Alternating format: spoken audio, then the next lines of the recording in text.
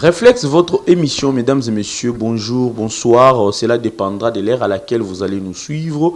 Je suis très ému de vous présenter une fois de plus cette émission Réflexe. Une émission qui vous aide à réfléchir scientifiquement et à aller très loin dans votre manière de voir les choses. Aujourd'hui, nous recevons un invité. Il est analyste politique et président d'une ONG, M. Elohim Koupa. Avec lui, nous allons échanger autour de plusieurs thématiques qui ont défait la chronique de l'actualité dans notre pays, la République démocratique du Congo. M. Elohim Koupa, bonsoir. Bonsoir, monsieur.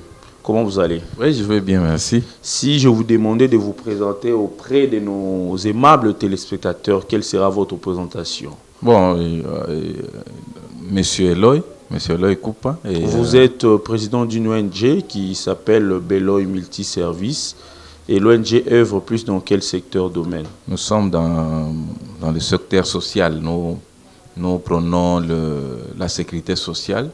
Nous travaillons pour donner de l'eau propre à nos compatriotes. Nous œuvrons dans les domaines du forage et construction. Voilà. Merci beaucoup, M. Elohim Koupa. Avec lui, nous allons échanger autour de la dernière déclaration que M. Martin Fayulu et Théodore Ngoyi ont eu à porter une accusation autour de la personne du chef de l'État, Félix-Antoine Tshisekedi. Également, la cacophonie qui existe entre le ministère de l'Intérieur et les ministères le ministère qui assume le ministre Roubé-Roy autour de la responsabilité sur les recensements.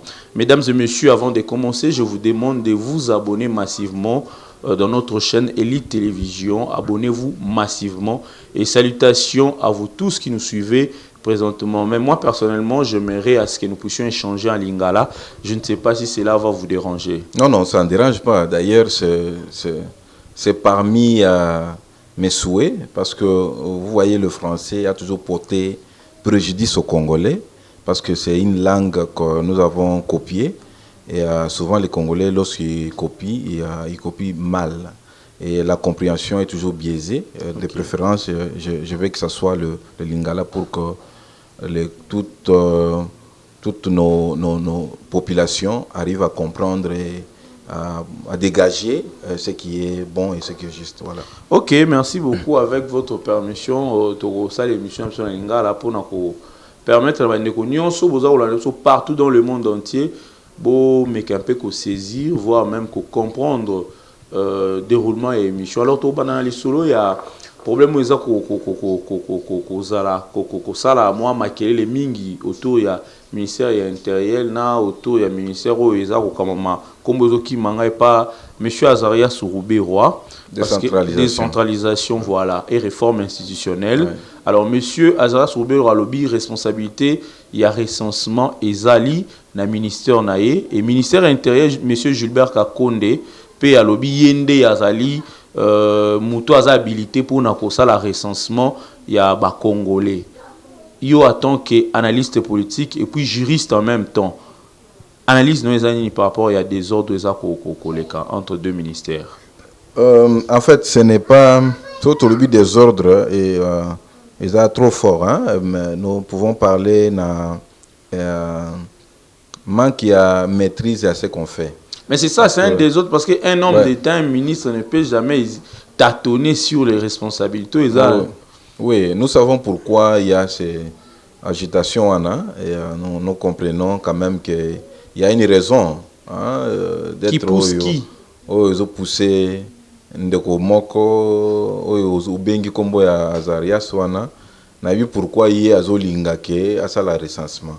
Donc, surtout tangi na beaucoup likonzi autour de la constitution au moins que ministère de l'intérieur il faut y assurer nani ya élection et parce qu'ils a attribution na yé mais ce qui ndeko Azaria azo linga ke yende asala recensement yango il faut la kisa na pouvoir nini oyo constitution épicier pour la sala recensement.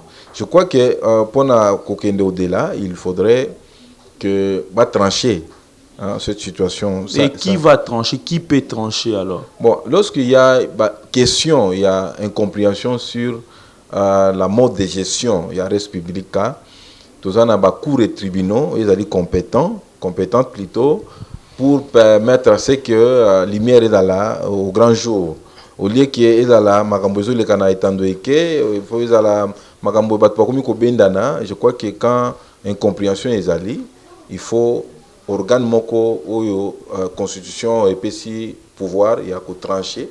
Il faut ba saisir organe wana pour que abengi sabango pour na la kisabango que non oyo les attributions ya oyo akokota na ote. Je crois que c'est ce qu'il faudra faire. Je pense que c'est ce que Kankonde a fait pour na kobengi sande kwa Azarias et na justice pour que bala ki saye que ils en a ba prérogatif na été. Alors comment on a 60 ans après na Congo mboka munene le roi Abisso 60 ans. Mais il y a encore des ministres où ils ont tâtonné sur la responsabilité, la job description où ils allaient attacher na attribution na bango. Il y a tant qu'analyste politique na munene ya mboka na biso et surtout ebimi au grand jour médias sous kaka na kati mboka te kendaka au-delà. Comment on a la réaction à bongo ça la boni? Bon, en fait, je vais parler d'abord de l'indépendance. On est au ça la mention 60 ans effectivement, mais il faut tout le monde a comment tout ça qui est indépendance sango. C'est de là où il y a tout ce que tout ça est balélo, tout connaître les lots.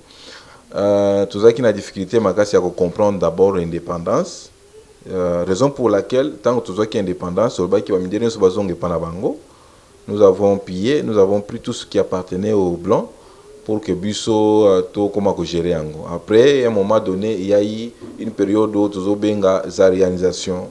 Il faut que zongi ça, hein, biloko nyonso na bazairwa. Alors, mode de gestion est posé problème parce que moni eloko moni l'opacité, ça va plus sûr au banda osalango pêle-mêle.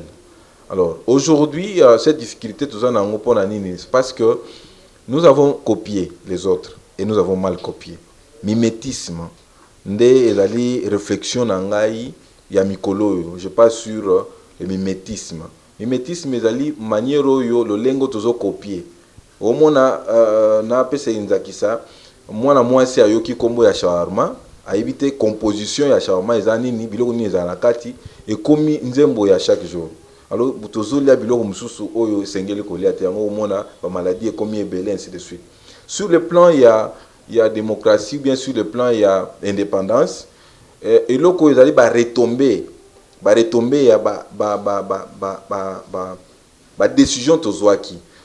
Décision à permettre que tu comprendre quintessence ou bien valeur il y a où il tozo ça comme choix. Voilà où il est là ceux qui tozo à niveau il y a tout en amabaku.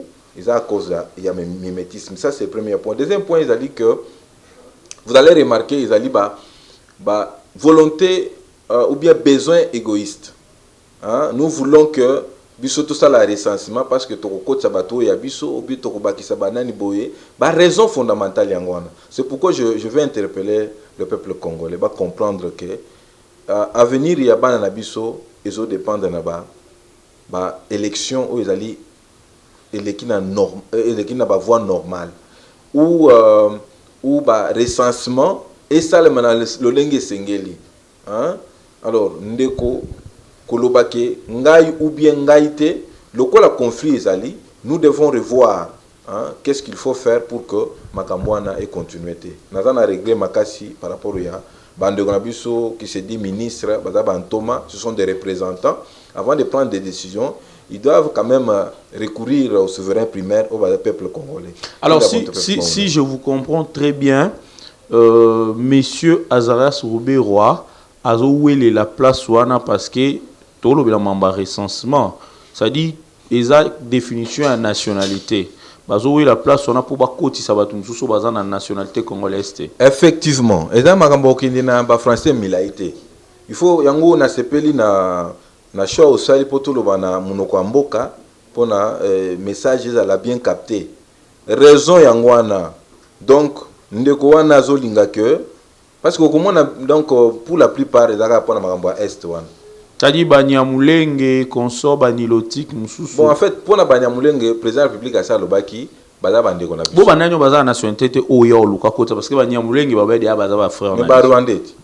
Problème tout ça na mona ba Rwandais. Il faut pas se valer la face. Bo ba Rwandais ba tika mboka bon pour ba ya kuma ba ko. Baza na mboka ni.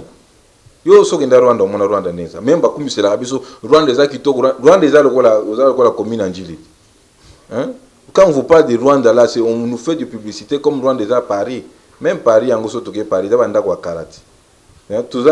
Donc ça dire ils a kowele la mabele na biso alors il faut ko kotsa bango bakotaka en cascade à l'époque ya Mobutu quand il y a eu des conflits au Rwanda bakotaka en cascade. C'est pourquoi il faut batika la wana alors au Niger bango balinga ki ba jouer président de la République ils allaient que ce président bi ki baza bande ko na bisoté alors bakomi ba patride. Il faut la bon bakati la bon mabele. C'est quand baso mona ida mabele yango. Ils avaient déjà parlé de ça. C'est pour cela que les Congolais, baza, je ne sais pas ceux qui va fourmir côté la bango, je ne sais pas. Ba politiciens, ba Congolais, ba peuple oté. Donc ba o ba kambara biso. O bazo linga ko s'appuyer na ba bandeko wana. Donc je ne sais pas. Ils ont ba haute trahison. Ce que vous êtes mboka ndengo wana, ça haute trahison. Président avec sage, yakolobake, ce sont nos frères. Alors comme ce sont nos frères, ils doivent se conformer na mibeko ya mboka. Donc ceux qui ont salimé bakangi ou jugé en tant que Congolais. Voilà ce que yo bakomo luka forme mususu parce qu'ils ont échoué de ce côté-là. Il faut ce que yo bakota na forme ya recensement. Alors bakota c'est la biso bango pour lobby bana ukamba biso comme ils ont échoué parce que nani mutu wana mususu je n'ai pas cité son nom ou azaki na pouvoir wana. Kabila Kabange. Na éviter ceux qui la comprennent bon. Je ne sais pas. Nengazana bazuka ce moyen nini bako kota le susu parce que maintenant ba yebi que pouvoir ils ont entre les mains ya ba congolais mais il y a des congolais baza distrait ou bazo comprendre les jeux en côté donc peut-être la faute ya kotanga moi mingi bon kotanga ezaka ko de classe terrain ko vanda na famille moni mwana soka botamina papa na mama azwaka moi éducation esengeli mwana soki akoti abotamina papa na mama te donc papa za donc ça pose toujours problème. Alors monsieur le Mkoupa toujours attaqué du coup deuxième sujet nabiso otoyebi et zongali sa même moto jusqu'à présent nazobeta le solo bongo ya Martin Fayulu ami benga président élu Nandeko Théodore Ngoyo azalaki candidat malheureux pour la élection en 2018 ba porter accusation na bango sur la personne de Félix Tshisekedi qui est l'actuel président de notre pays qui a violé constitution en nommant les juges na cour constitutionnelle. Avis na yo parce que basengi destitution na ye. Bon. Mobeko lobi boy. Ce qui mutu a dû se sentir lésé, il faut akende ko saisir justice. Hein? Akende ko saisir une chaîne ya télévision te. Akende ko saisir médiate. Ceux qui a dû se sentir lésé. C'est un droit qu'on a donné, qu'on a attribué à tout Congolais. On a dû se sentir lésé. Hein? Oyo amoni que non, place moko boya, ça ne va pas. Il faut qu'il ndeko saisir justice. Mais est-ce que ndeko bakoko bandana no wana te?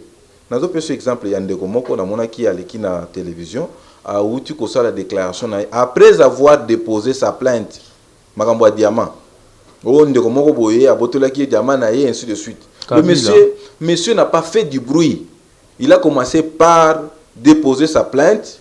Ce n'est qu'après qu'il va faire sa déclaration. Mais au négociation mona, au bengi président élu.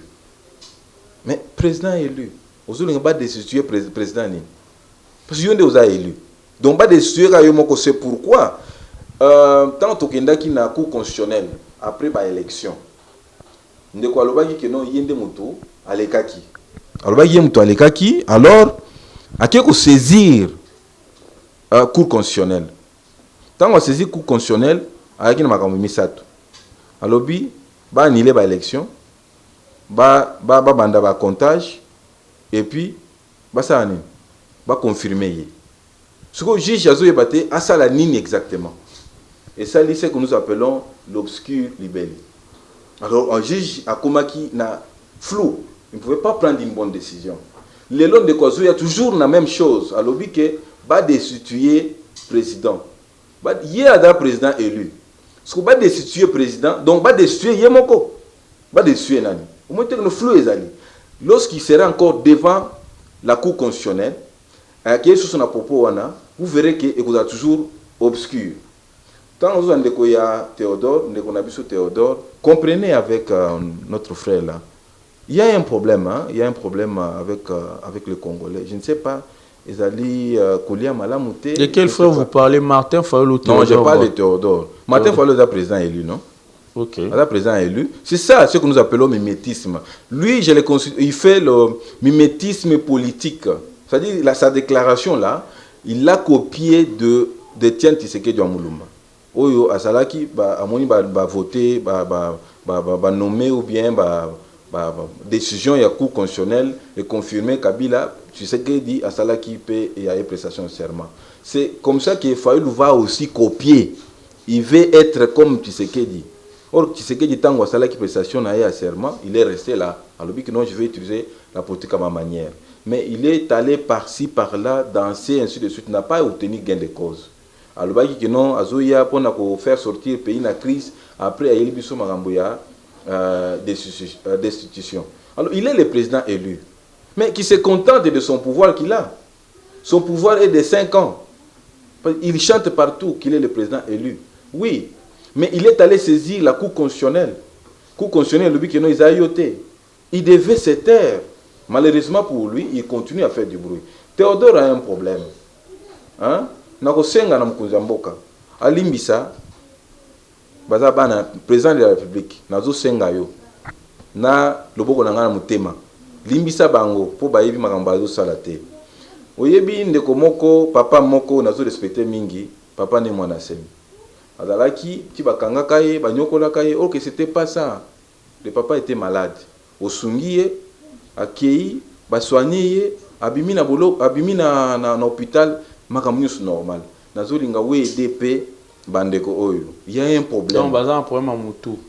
Non, un problème à mutu te bazo bela. Te mais oui, tu es moi c'est mais un problème à mutu. Bref, on est magé na scène PP. Oui, ça oui cause à la bongo. Donc Martin Fayulu et Théodore Ngoyi ont des problèmes. Oui, baza malade. Baza malade parce que mutu ko se contredit maloba na yemo côté. Nazo pe so exemple moko avant l'élection. Yaya nanga Fayulu à lobi boy. Je ne serai pas candidat avec la machine à voter. Alors comment il peut devenir président de la République? Président élu, comment, par quel miracle? Parce qu'il y a eu, c'est sur base de cette machine-là à voter, qu'à l'issue de cette machine qu'on a eu un président. Mais lui, il a fait une déclaration solennelle devant tous les Congolais. Tous les Congolais, à l'objet que je ne serai pas candidat avec la machine à voter. Comment il peut devenir? Alors, comme aujourd'hui, il prône qu'il est président élu, il y a un problème. Il faut que vous finga été. Vous finga été. Vous luka moyen vous sungaye. Ce qui a côté à l'hôpital, l'abimi, vous verrez que makambo est normal. Avec Théodore, la même chose. On a évité ce qui est qu'on a vu ça l'accident, il doit avoir aussi un problème. Alors, parce que contradiction est dans ma casse avec lui. Tantôt plutôt, il y a un candidat président, tantôt comme une cour constitutionnelle, il y a un donc président Mobimba a organisé, il n'y a même pas d'avocat, il y a un bandit qui a parole, il y a un à se défendre, ainsi de suite. Il y a un problème au Congo. C'est pourquoi je parle du mimétisme. Mimétisme politique. Nous copions ce que font les autres ailleurs, mais nous le copions mal, sans comprendre les contextes. C'est pourquoi, tout ça pour et là le moni ba congolais bazana moi difficulté mingi il faut que ça moi scénario mo boba seka ou bien que ça moi ce que vous appelez buzz hein pour que tout dans la suivi mais chers congolais nazo senga bino bosunga bande ko bazobela hein bodandate que bata. Alors monsieur Elohim Oza juriste c'est vrai Elohim selon yo bandeko ndeko Fayulu na ndeko Théodore Ngoyi bazana malade papa na so ne mwana sima bandeko bela donc au Seigneur même pas président Tshisekedi a tinda wana scène PP pour ba traiter bango wana ba propos na yo. Alors yebisa biso quand est-ce que bakoki ko porter président de la République selon la loi selon la constitution na mamba cour constitutionnelle? Écoutez ndeko na utuko biso na début boy ceux qui montent à se sentir lésés à qui de saisir hein ba organe habilité hein pour ça la déclaration T. Donc même le Parlement réuni en congrès n'ont pas le pouvoir de destituer. Oui, nazoni auto moni terrain zo memanga na lingo kende kunate. Hein? Eza tozo pesa batu au moins on dirait toujours comme ça ya solo hein bande ko c'est du théâtre que nous faisons c'est du théâtre. Maintenant si on a dû expliquer que non c'est à tel moment, mais si je me sens lésé même maintenant, si je me sens lésé, mais monsieur Théodore a promis qu'il va déposer plainte n'a pas procureur. Mais on ne promet pas, on agit. D'après Bango, comme président parce que dans un état de droit, même président, ça l'erreur. Ouais. En réalité, il faut poursuivre. Oui, c'est ce que je dis. Pourquoi commencer par faire du bruit? N'a pas quelques exemples, il y a Ndeko Oyo, comment on l'appelle? Mais est-ce que des démarches, il faut une information et puis à passer à l'action? Non, information pourquoi? Je me sens lésé, je dois informer qui? Je dois aller informer l'organe habilité, non? Dès que je me sens lésé, du moment où je suis déjà vexé dans mon fond intérieur, je dois saisir les organes habilités, donc la Cour constitutionnelle, ces matières, pour pouvoir demander à ce que nous établi dans mes droits. Mais nous avons la télévision, seul mon oiseau qui met la télévision, a la popularité. Aluka batu bacheka atuluka batu ibanda ina nubaje moko na ukaki ono bazolinga kusala réforme moko awe ibanda ki awe après isilaki ibanda na télévision réforme électorale ibanda ki kaka tuzuka na télévision non on commence tout ça c'est un professeur d'université de Liège tout ça Liège ana bakwa Liège bandeko ba impressionné binoté Liège ana ka moi Liège ana zaboy kama mboko na donc na Belgique hein Liège ana za boy hein. Mais est-ce que c'était une mauvaise démarche à sa réforme à Biaseni parce que Batunion Sobalela et Seni organisé l'élection? Mais est-ce qu'il faut faire du tapage? Est-ce qu'il faut faire du tapage pour faire ça? Et ça, on m'a bêté. À un moment, on a expliqué à quel moment. Donc, en fait, dans le but, on m'a bêté. Si on a moniqué, à lésé. À qui est quand même. Mais tant qu'on n'est pas un juge constitutionnel, il faut un juge congolais sur qu'il n'y ait pas qu'il n'y ait pas qu'il n'y ait pas de preuve. Au saisir comme ça, vous avez réponse na autre. Mais il faut y que ça une demande conventionnelle. C'est-à-dire ndeko la nagayi mo comprendre ce que je veux dire. Non, quand même pour les actions bateau nyoso ba Hollanda baza ba juriste était entre autres ngai pour les actions téméraires et vexatoires, c'est-à-dire ngana funa biso exemple. Na ki na fundi yoke oyiba kimbongo langa. Tokumi na tribunal. Yo le biki no na yebi na mona ya taité batuninga mais là ça dans quel moment na circonstance ni azo kimbongo. Donc ndeti ka pasteur Mukuna par exemple. Je n'arrive pas comme ka pasteur Mukuna. Pour attaquer la dame. Oui, alors ceux qui parce que passer il semblerait que passer la côté na makambo na te. Mais ceux qui passer ngai na zaki na place na ye kaka sur les champs na ba que non en tout cas demande conventionnelle. C'est-à-dire que babiloko nyonso oyo charge ki muninga na oh lingaki muninga sala pona yo ne faut ça là isko. C'est-à-dire que ceux qui n'a pas cela qui yo ibaki ngambongo il faut dédommager par exemple $100,000. Donc les $100,000 wana oh linganga na peso wana yo ne ko pesanga ou bien oh nga lingaki yo pesanga hein donc ngani faut na pesa. C'est-à-dire que tant aux c'est pourquoi j'ai compris que nos frères nos grands frères ont compris que to la justice tout ça la bruit pour bâtir bisoka et pense il y a une chose une autre vérité et pense que en faisant ça, Kabila Kobenga Biso, Potokoma Mpanzina, Kabila n'est même pas là. Donc, bazo ça bon pour persuader Kabila Benga. Oui, Kabila mon quand même que non poids mon commis quoi ajouter pas c'est na combien. Est-ce que Fayulu a besoin de ça vraiment? Si. Mais Kabila a déjà Mouto ya ina na ville Kabila. Non, je vais expliquer pourquoi Fayulu est allé à la Cour constitutionnelle. Aux vérité batumi baïbati. Moi j'étais là. Sur l'année ba image au monde j'étais là. Hein, nazaki na kati. Fayulu, en allant saisir la Cour constitutionnelle, a une ambition à boy. Il y a sursoir. Comme il y a conflit, pas sursoir. Cependant, Kabila va régner parce qu'on dit le président reste en fonction jusqu'à l'installation du nouveau président. Alors, comme conflit qui entre Yéna, président, tu sais qu'il dit, alors il y a sursoir pour traiter dans la matière. Cependant, de l'autre côté, il y a Kabila a continué. Monisco Balma qui na négociation pour que à positionnement. C'était ça la politique qui avait notre frère. Donc malheureusement ça n'a pas tenu. Ils allaient qui pensaient argument na banda ko tenir te tout monde qui nous en pleine audience ba carton ko bando au quota ba carton na ezaki soki na ba biloko ni to éviter. Donc ezaki ba aventure ezaki scénario. Donc Et ça y est, le moko asalaki, croyant que bah quoi appuyer na camp moussous, hein, bah pour appuyer malheureusement on n'a pas tenu compte de ça. C'est ce qui lui revient encore de faire. Azolinga batia yeka pour que ba tirer, croyant que nous Yosimba, comme on a fait avec Jean-Marc Kaboun, ils vont aussi oser avec le président. Mais s'il pense que c'est une bonne voie, qu'il ose seulement, au lieu de faire trop de bruit, qu'il ose seulement passer à la Cour constitutionnelle et trouver ba sort naé. Parce que le président a dit que non, il y a aucun amoutouté pour une simple déclaration. C'est une déclaration politique. Hein? Ce que M. Fayulu est en train de faire, c'est une déclaration politique. Mais Soukalingi a fait son caractère juridique à Kende dans la Cour constitutionnelle.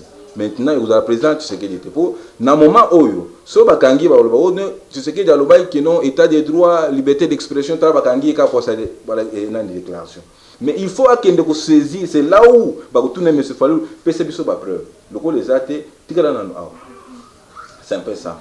Alors, merci beaucoup, Monsieur Elohim Koupa. Je rappelle que vous êtes président de l'ONG Beloy Multiservice. Également, vous êtes juriste et analyste politique. Nous sommes arrivés à la fin de cette émission. Si les Congolais, les téléspectateurs de Elite Télévision doivent comprendre quelque chose, quel sera votre résumé? En lingala, bien sûr. Peuple congolais, réveillez-vous. L'histoire du Congo nous appartient. L'avenir de nos enfants en dépend. Nous avons que tous à la distraite. Ce n'est pas ce que nous avons décrié hier que nous voulons encourager aujourd'hui.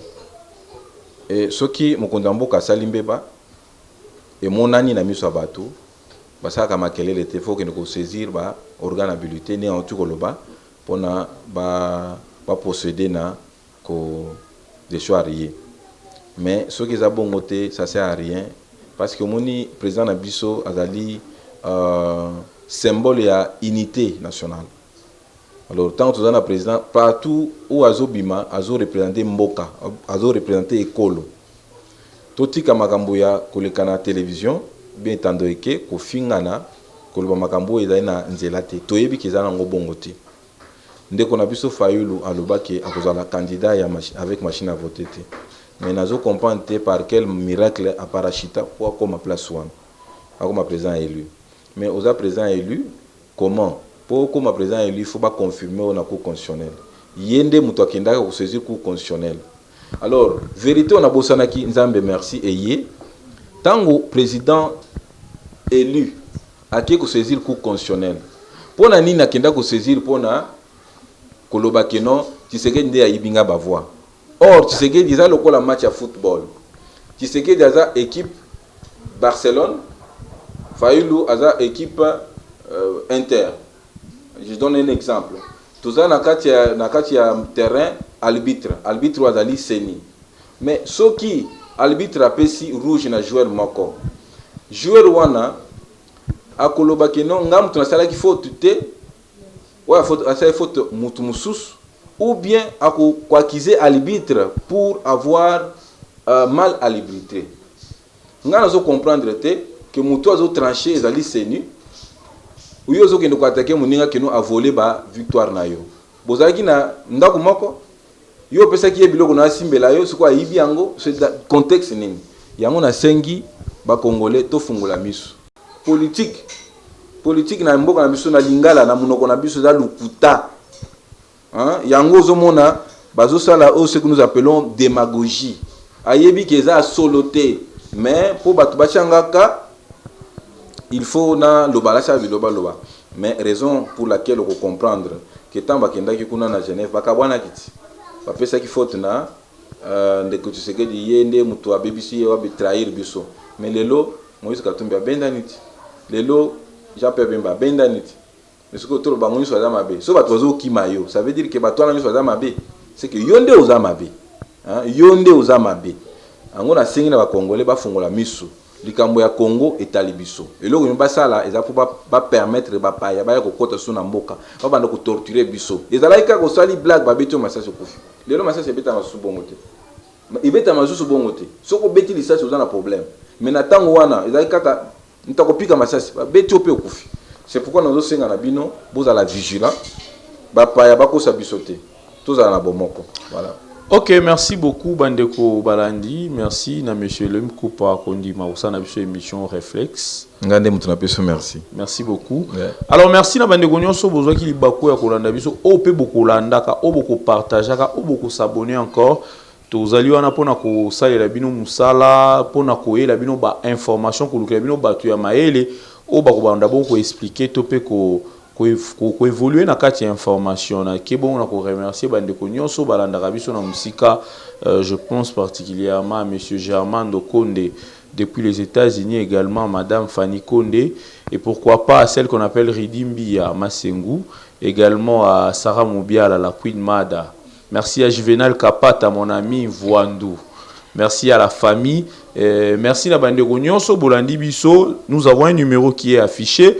Aux en suggestion, aux en motuna, aux en proposition et thématique ou ekolanda. Tozali wana pona kosa la bino musala botika la malamu tokutani bongo na mbala koya kimia na mabota na bino. Ciao.